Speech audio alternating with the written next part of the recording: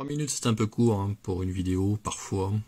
Alors bon, je vous conseille quand même d'aller voir la partie 1 pour suivre un petit peu de quoi il s'agit. Cet article qui est vendu sur AliExpress, en fait vous avez quelques informations un peu plus bas, à savoir pour le modèle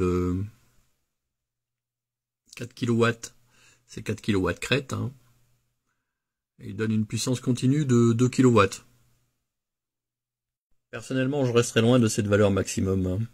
Je resterai autour de 1 kW maximum, en régime continu. Même si vous n'avez pas besoin de cette puissance, il existe des modèles à puissance inférieure. Néanmoins, le fait de prendre un modèle capable de supporter une puissance supérieure est un gage de fiabilité. Alors, vu la différence de prix, d'une vingtaine d'euros, inutile de faire des économies de bout de chandelle.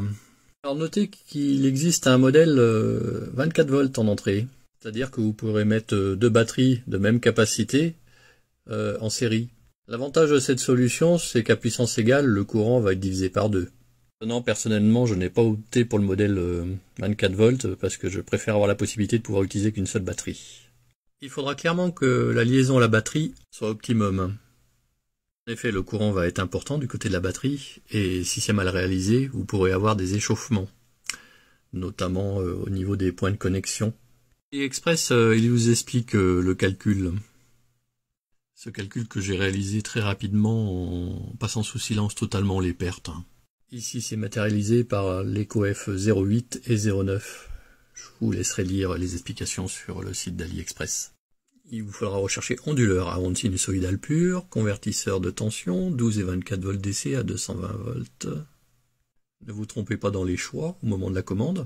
Il y a également un petit coupon. Vous avez des frais de port aussi. Là, si vous commandez, ça vous coûtera 147 €. N'hésitez pas à comparer les prix parce que ça change très rapidement sur ce site, et sur d'autres d'ailleurs aussi.